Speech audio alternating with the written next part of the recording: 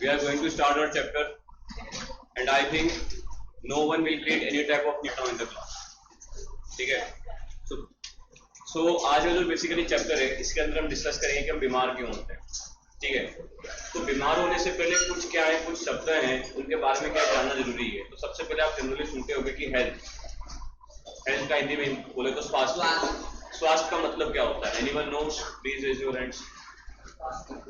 स्वास्थ्य, what is the meaning of the health? बस क्या है कि ना भैंस जैसा उसका शरीर है. ठीक है ना? हंसने वाली क्या बात है? बड़ा तो नारायण नहीं चुप रहा है बात नहीं.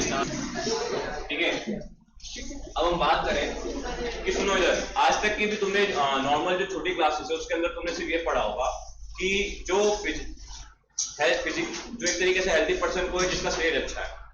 फोटो एक बढ़िया सा बंदा आता था नंगा पुंगा अंडरवेयर पहन के और वो यू करके उसका बॉडी नीट देखते थे. तुमसे एक इमेजिनेशन यही होता था कि हेल्थी पर्सन को जिसका हाथ में शरीर में मांस है. बट ऐसा नहीं, ऐसा बिल्कुल नहीं. ठीक है ना? अब किसी की बात करें चीजें वो एक तरीके से क्या है, फिट है, फिजिकली क्या है, फिट है. भले उसके ऊपर शरीर पर मांस नहीं है तो भी वो फिजिकली क्या है, फिट है. अब इसके अंदर हेल्थ के अंदर mental and social social health क्यों माना गया? क्योंकि देखो मेंटल हेल्थ जरूरी है. क्योंकि भैया देखो, जब तक आदमी का मन स्वस्थ नहीं होगा तब तक उसका तन स्वस्थ नहीं रहेगा. एज एग्जाम्पल में जैसे कोई बंदा क्या उसका शरीर बहुत हट्टा टक रहा है, मतलब एक तरीके से क्या है हट्टा कट्टा है, बट वो एक तरीके से क्या डिप्रेस्ड है, तो तुम क्या उसको एक तरीके से हेल्थी पर्सन बोलोगे? नहीं बोलोगे. बिकॉज मेंटली हेल्थ उसका एक तरीके से क्या बहुत ज्यादा वीक है. तो इसके कारण भैया मेंटली अडॉप्टेबिलिटी भी एक तरीके से क्या होती है, हेल्थ के अंदर कंसिडरेबल होती है और हेल्थ के अंदर उसको क्या करते हैं, मानते हैं. थर्ड आता है सोशल, मतलब क्या एक तरीके से सामाजिक. अब सामाजिक क्यों? क्योंकि भैया देखो आदमी जो होता है एक तरीके से क्या एक सोशलाइज्ड एनिमल है, सामाजिक एनिमल है. अब कोई ऐसा बंदा है, अब मुझे बताना हेल्थी पर्सन की पहचान क्या है. अब कोई ऐसा बंदा है जो पागल खाने में बंद है तो तुम क्या उसको हेल्थी बोलोगे? वाई? उसके पास भी शरीर है, उसके पास भी दिमाग है, बट वो सोशलाइज नहीं है, इसलिए भैया वो हेल्थी नहीं है. सही है ना? तो भैया हेल्थी उसको बोला जाता है जो मेंटली, फिजिकली एंड सोशली दोनों क्या हो, फिट हो. ठीक है ना? जैसे कि आपकी क्लास में बहुत सारे एग्जाम्पल है. ठीक है ना? कि भैया जिनको पांडुरंगा भर्ती करने की मुझे लगती की जरूरत है. ठीक है ना? दे सकते हो. ठीक है ना? अब जैसे कि तुम पागल खाने चले जाओ, पागल खाने में तुम्हें पागल दिखेंगे, उनके शरीर पे भी मांस है, वो भी अच्छा खाते हैं, उनके पास दिमाग है, बट वो सोशलाइज नहीं है, तो क्या तुमको मैं हेल्थी बोलोगे? नहीं बोलोगे. तो ये बेसिकली क्या होती है, डेफिनेशन होती है कि भैया हेल्थी क्या होती है, हेल्थी पर्सन क्या होते हैं.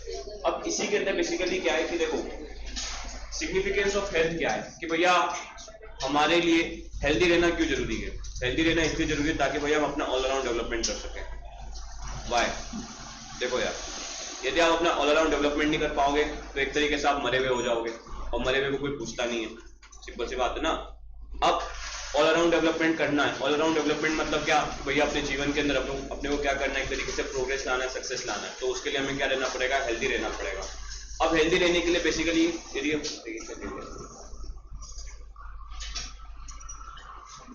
बात करें सिग्निफिकेंस ऑफ हेल्थ मतलब क्यों? क्योंकि भैया आपको ऑल अराउंड डेवलपमेंट करना है. ठीक है ना? ऑल अराउंड डेवलपमेंट कैसे कि भैया आप लोगों से सोशलाइज हो पाओ, अपने आप को फिजिकली फिट रख पाओ और मेंटली आप किसी भी सिचुएशन से डील कर पाओ. जैसे कि हम बात करें आज के टाइम पे तुम लोग बैठे हो, तुम्हारे पास वर्किंग प्रेशर है. ठीक है ना? वर्किंग प्रेशर है. अब तुम उस वर्किंग प्रेशर से घबराते हो नहीं, तुम अपना काम करते रहते हो कंटिन्यूस, भले ही वो सक्सेस हो या अनसक्सेसफुल अलग बात है, बट तुम काम करते रहते हो. तो इससे क्या सिग्निफाई होता है कि you are the healthy ones, you are the healthy person. ठीक है ना? अब फिजिकल मतलब ये नहीं है कि भैया आपको क्या होना चाहिए, आपके डोले शोले होना चाहिए. ठीक है ना? आपके सिक्स पैक्स होने चाहिए, आपके बाइसेप और ट्राइसेप्स होना चाहिए. ऐसा इसका कोई मतलब नहीं कि आप फिजिकल फिट हो. फिजिकल फिटनेस मतलब क्या कि भैया आपके अंदर एंड्योरेंस और स्टेमिना हो कि आप किसी भी काम को कर सकते हो, आप जल्दी थके नहीं, तो उसको बेसिकली बोला जाता है फिजिकल फिटनेस. मेंटल फिटनेस मतलब क्या कि भैया जब किसी काम में कर रहे हो तो उसके अंदर आप बहुत तल्लीनता से कर रहे हो, बहुत ही शालीनता से कर रहे हो, बहुत ही फोकस माइंडेड कर रहे हो. जितना फोकस माइंडेड उसको काम करोगे तो काम के अंदर क्या आएगा, क्वालिटी आएगा. तो भैया उस स्टेट को बेसिकली क्या कब अचीव किया जाता है, जब आपकी क्या हो, मेंटल हेल्थ अच्छी हो. और तीसरी होती है सोशलाइज. सोशलाइज मतलब क्या कि जब लोगों के साथ मिलो. अब जो बंदा लोगों के साथ मिलता है उसकी सोशलाइज हेल्थ अच्छी होती है, और जो बंदा लोगों के साथ नहीं मिलता उसकी सोशलाइज हेल्थ खराब होती है. अब सोशलाइज हेल्थ खराब होने के कारण भैया वो बंदा डिप्रेस्ड हो जाता है, और डिप्रेस होने के कारण वो एक तरीके से आइसोलेटेड हो जाता है. तो भैया हेल्दी पर्सन की यही पहचान है कि उसका बेसिकली क्या एक तरीके से इन तीन फैक्टर्स के ऊपर क्या होना चाहिए, उसका डेवलप एक तरीके से क्या होना चाहिए, फिटनेस होना चाहिए. और यही तीन जो बेसिकली क्या है पैरामीटर्स, यही आगे जाके क्या करते हैं, उसका ऑलराउंड डेवलपमेंट करते हैं. तो ये बेसिकली क्या होता है, हेल्दी पर्सन होता है. अब इसके रिलेटेड यदि हम आगे बात करें तो हमको बात करनी है किसके रिलेटेड, डिसीजेस के बारे में, ठीक है। अब हम बात करें डिसीजेस की, तो डिसीजेस होते हैं दो टाइप के, ठीक है। एक होता है क्रोनिक डिसीज और एक होता है एक्यूट डिसीज, ठीक है। अब क्रोनिक और एक्यूट आने से पहले जो वर्ड है डिसीज, डिसीज का मतलब क्या होता है, डिसीज का मतलब क्या होता है, क्वेश्चन ये राइज होता है। तो भैया डिसीज का मतलब वो होता है, सिंपल सा फंडा ये है, ठीक है, जो आपकी इन तीन फैक्टर्स के अंदर और कौन से फिजिकल, मेंटल और सोशल हेल्थ के अंदर एक तरीके से क्या करें, डेवलपमेंट में रुकावट पैदा करते हैं, वो क्या डिसीज है, सिंपल सी बात। जैसे कि बात करें डिप्रेशन हो गया, डिप्रेशन आपको किस में रुकावट करेगा, आपकी मेंटल हेल्थ में रुकावट करेगा। तो डिप्रेशन एक तरीके से क्या बीमारी है ना, सही है ना। अब जैसे कि आप बात करो मोटापा, मोटापा आपके किसके अंदर एक तरीके से आपकी बॉडी की एजिलिटी को वीक करेगा, फिजिकल में करेगा, तो मोटापा क्या बीमारी है ना। तो डिसीज मतलब क्या कि जो आपके इन पैरामीटर्स के अंदर बेसिकली क्या करते हैं, एक तरीके से हर्डल प्रोवाइड करते, जो आपका ऑलराउंड डेवलपमेंट ना होने दे, तो वो बेसिकली क्या कहलाती है, डिसीज कहलाती है।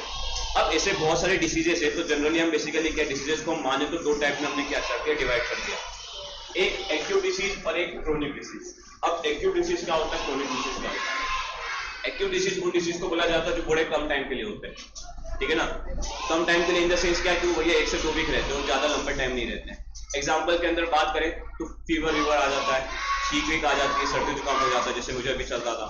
तो ये जो बेसिकली डिसीज होता है, इससे क्या मेरा रोबस्ट हुआ, इससे मेरा क्या खराब हुआ कि भैया थोड़े टाइम के लिए मैं मेंटली डाउन रहा, बट वापस एक तरीके से क्या हो गया, सस्टेनेबल हो गया, एक तरीके से क्या रहा, सस्टेन रहा। तो भैया एक्यूट डिसीज वो डिसीज कहलाती है जो भैया क्या होती है, कम टाइम के लिए होती है, ठीक है ना, और उससे आपके इन तीन पैरामीटर्स पे ज्यादा इंपैक्ट नहीं पड़ता है, आप वापस से क्या हो जाते हो, रिकवर हो जाते हो। सही बात है ना। बुखार लग गया तो आप मेडिसिन खाकर रिकवर हो गए, ठीक है। आपको बेसिकली क्या हो गए, लूज मोशन लग गया, ठीक है ना, तो आप जल्दी दवाई खाकर रिकवर हो गए। तो ये बेसिकली क्या एक तरीके से एक्यूट डिसीजेस है। अब सेकेंड होती है क्रोनिक डिसीज। क्रोनिक डिसीज वो डिसीज होती है जो बेसिकली क्या होती है, आपके साथ लंबे टाइम तक, यहाँ तक कि लाइफ लॉन्ग भी आपके क्या, आप लाइफ लॉन्ग भी आपके साथ क्या हो सकती है, चल सकती है। एग्जाम्पल के अंदर बात करें तो आप देखते होंगे कि एक डिसीज होती है एलिफेंट डिसीज, ठीक है ना, एलिफेंट डिसीज बताता हूँ क्या, एलिफेंट डिसीज, ठीक है ना। इसके अंदर क्या होता है, जो आपका पैर है ना, वो हाथी के पैर के जैसा हो जाता है, ठीक है ना। अरे एक साउथ की मूवी देखी है जिसके अंदर वो अपरिचित मूवी देखी है, अपरिचित मूवी, अरे सुनो ना यार, उसमें जो हीरो रहता है उसका पैर होता है ना, वो एलिफेंटिसिस हो जाता है, एलिफेंटिसिस जैसा हाथी जैसा पैर हो जाता है। तो वो जो पैर होता है ना, वो बंदे के साथ लाइफ लॉन्ग रहेगा। तो उस टाइप की डिसीज जो हमेशा क्या हो, बंदे के साथ लाइफ लॉन्ग चले, तो बेसिकली कौन सी हो जाती है, क्रोनिक डिसीज हो जाती है। अब उसी भी यहाँ पे हम बात करें तो और भी टाइप के डिसीजेस होते हैं, एक इन्फेक्शियस होता है, एक नॉन इन्फेक्शियस होता है, ठीक है, इन्फेक्शियस और एक नॉन इन्फेक्शियस, ठीक है। अब इन्फेक्शियस और नॉन इन्फेक्शियस क्या होता है। इन्फेक्शियस डिसीज बेसिकली वो डिसीज जो एक तरीके से क्या इन्फेक्शन के थ्रू होती है, और जो एक तरीके से क्या इन्फेक्शन के थ्रू क्या होती है, फैलती है। नॉन इन्फेक्शियस डिसीज बेसिकली कौन, जो नॉन इन्फेक्शन के थ्रू हो जाती है, ठीक है ना। अब हम बात करें इन्फेक्शियस डिसीज की, तो इन्फेक्शियस डिसीज के अंदर मोस्टली आपके वो डिसीज आ जाते हैं जो एक तरीके से क्या कम्युनिकेबल डिसीजेज होते हैं। कम्युनिकेबल डिसीजेस के बारे में पढ़ा है, कम्युनिकेबल डिसीज के बारे में नहीं पढ़ा है। कम्युनिकेबल डिसीज वो होते हैं जो एक पर्सन से दूसरे पर्सन फैलते हैं, कम्युनिकेट करके। कम्युनिकेट मतलब क्या, बातचीत करके। तो जो डिसीज एक पर्सन से दूसरे पर्सन के अकॉर्डिंग क्या होते हैं, फैलते बेसिकली वो आपके क्या कम्युनिकेबल डिसीजेस हैं। और जो डिसीज एक पर्सन से दूसरे पर्सन में नहीं फैलते बेसिकली क्या होते हैं, नॉन कम्युनिकेबल डिसीज होते हैं। जो आपके बेसिकली क्या होते हैं, communicable disease generally most of them are basically infectious, because ये क्या होते हैं, इन्फेक्शन के थ्रू फैलते रहते हैं। अब बात करें कि डिसीजेस फैलते किस किस के थ्रू, ठीक है, डिसीजेस किस किस के थ्रू फैलते हैं। तो डिसीजेस फैलाने के लिए भैया बहुत सारे फैक्टर्स हैं। तो हम जनरली बात करें आपस में, तो एक तो होता है भैया बाय कम्युनिकेशन, ठीक है ना, कि मैं आपसे मिला, आप मुझसे मिले, मैंने छींक मारी और आपके आगे बीमार हो, ठीक है ना। उसके बाद बाय वाटर, ठीक है ना। बाय वाटर कैसे कि भैया आज के जमाने के दो निब्बा निपीस मिले, निब्बा निपीस ने करवा चौथ रखा, निपीस बेचारी बीमार थी, निपीस बेचारी बीमार थी, तो उसके कारण क्या हुआ, निब्बा भी बीमार हो गया, ठीक है। तो बाय वाटर। उसके बाद बाय एयर, ठीक है, बाय एयर। बाय एयर कैसे कि भैया सामने वाले दोस्त के साथ बैठे हो, ठीक है ना, साथ वाला दोस्त बैठा है, साथ वाला दोस्त बेसिकली क्या है, बीमारी है, उसने ऑक्सीजन लिया, उसके नाक के थ्रू कुछ निकला, कोई भी बैक्टीरिया जो भी है निकला, आपके बॉडी के अंदर क्या होगा, ट्रांसमिट हो गया। उसके बाद बाय फूड कैसे कि भैया सपोज तुम्हारा दोस्त है, वो क्या है, पहले सबसे पहले जब पानी पूरी खाता है तो अपने नाक का पानी निकाल के मुंह में डालता है, फिर वो खाता है, तुमने उसका पानी पूरी खा लिया, ठीक है, तो क्या हो गया, बाय फूड हो गया, ठीक है। क्या बता तो दिया, वो यूनिसेलुलर है कि मल्टी सेलुलर है?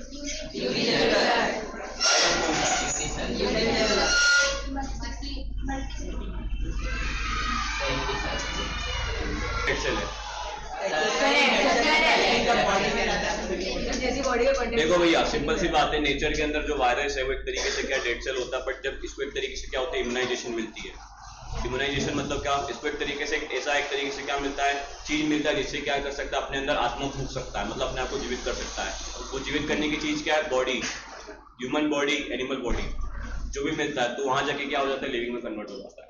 तो बेसिकली हम बात करें तो आमतौर पर हम बात करें तो जो डिजीज फैलाते हैं वहाँ पे ये 3 फैक्टर्स ही बेसिकली क्या होता है, फैलाते हैं, एक प्रोटोजोआ, एक बैक्टीरिया और एक वायरस। और हम बात करें वायरस के अंदर, तो वायरस के अंदर बेसिकली आप देख रहे हो वायरल फीवर, ठीक है ना, जो आपके वायरल फीवर्स होते हैं। उसके बाद हम बात करें तो आपके बेसिकली कौन से हो जाते हैं, एड्स की डिसीजेस, ठीक है ना, AIDS, acquired immunodeficiency syndrome, ठीक है।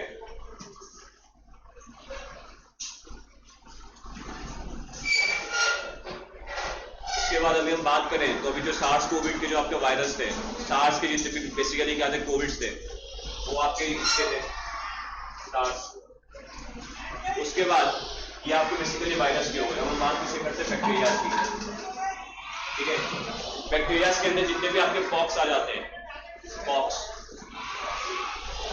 मतलब कौन कौन से, चिकन पॉक्स, मंकी पॉक्स, ठीक है, स्मॉल पॉक्स, ठीक है, ये बेसिकली आपके कौन से, इनको फैलाने वाले कौन है, बैक्टीरिया। उसके बाद हम बात करें टाइफाइड, ठीक है ना, टाइफाइड, कोलरा, ठीक है, ये जो बेसिकली आपके फैलाते हैं, ये कौन फैलाते हैं, बैक्टीरिया फैलाते हैं, ठीक है ना। हाँ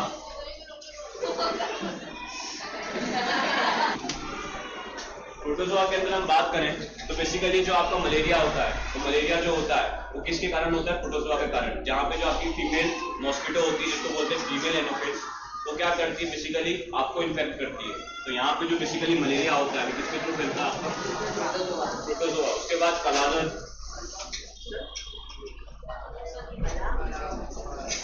कलाजर एक तरीके से डिसीज होती है, ठीक है ना, बॉडी हल्की हल्की पेल होने स्टार्ट हो जाती है। तो ये बेसिकली किसके लिए होता है, किससे होता है, प्रोटोजोआ के कारण। तो इस टाइप की बेसिकली क्या डिफरेंट डिसीजेस है जो एक तरीके से क्या वायरस, बैक्टीरिया एंड प्रोटोजोआ से होती है। वायरस के अंदर यदि हम और देखें तो आपके स्वाइन फ्लू, ठीक है ना, एक्चुअल एनिमल फ्लूज, जो भी आपके फ्लूज होते हैं, फ्लू कौन से, बर्ड फ्लू, ठीक है, बेसिकली आपके वायरस वाले होते हैं, ठीक है। तो जब हाँ लंपी वायरस, टम्पी वायरस, जो भी है, लंपी वायरस जो भी आपके कैटर्स के अंदर फैला हुआ है, ठीक है। तो ये बेसिकली ओरिजिनेशन कहाँ से होता है, ये वायरस से होते हैं। और वायरस के अंदर भी बहुत सारे वायरसेस हैं, ठीक है, उतना आपके सिलेबस में है नहीं, जनरली इसी के बारे में कि भैया कौन से डिसीज किस में आते हैं, कौन से डिसीज किससे फैलते हैं, कौन से डिसीज किस में फैलते हैं। अब जब इन सब चीजों से डिसीज क्या होता है, फैलते हैं, तो भैया इनको रोका किससे जाता है, क्वेश्चन ये अराइज होता है। तो आपने सुना होगा एंटीबायोटिक, एंटीबायोटिक बेसिकली क्या होती है, मेडिसिन होती है। तो एंटीबायोटिक मेडिसिन का बेसिकली काम क्या होता है, सुनो इधर। जब आपकी बॉडी के अंदर बैक्टीरिया या वायरस या प्रोटोजोआ जाता है, अभी वायरस हटाओ, बैक्टीरिया जाता है, ठीक है ना, तो ये क्या करते हैं, बेसिकली सेल फॉर्मेशन करते हैं और अपने आप को मल्टी सेलुलर्स करते चलते हैं। मैंने आपको बताया सेल इनलोकेशन करते चलते हैं, मतलब सेल बढ़ाते चलते अपने आप को तरीके से डेवलप करना चालू करते हैं। अब होता क्या है, जो एंटीबायोटिक्स होते हैं ये क्या करते हैं, बेसिकली जब इनका सेल डेवलप होता है तो इनके सेल के पास में क्या होता है, बाहर में सेल वॉल होता है, इफ यू हैव रिमेंबर्ड, इनके बाहर क्या होता है, सेल वॉल होता है। तो ये जो होते हैं आपके एंटीबायोटिक्स, इनके सेल वॉल को क्या कर देते हैं, हिस्ट्री कर रहे थे एंटीबायोटिक्स की। तो एंटीबायोटिक्स के अंदर बेसिकली क्या है, देखो एक तरीके से वो बेसिकली क्या करते हैं, जो आपके सेल वॉल्स होते हैं, जो आपके सेल जब क्या होता है मल्टीसेलुलर बनने रहते हैं, जब इनका माइटोसिस एंड मियोसिस चलता है, तो बेसिकली क्या करते हैं, सेल वॉल को वीक कर देते हैं। जैसे सेल वॉल वीक होता है, सेल डैमेज होता है, सेल डैमेज होने के कारण फिर क्या होता है, चेन डिस्टर्ब हो जाती है। जब चेन डिस्टर्ब हो जाती है, जो बैक्टीरिया होता है ना वो वीक हो जाता है, और इसके बिहाफ पे फिर क्या होता है, आपके शरीर से वो बीमारी क्या होती है, धीरे धीरे करके खत्म होना क्या होती है, चालू होती है। अब एंटीबायोटिक जो होते हैं वो bacterial disease and protozoan disease के लिए किफायतीमंद होते हैं, बट वायरस के लिए नहीं होते।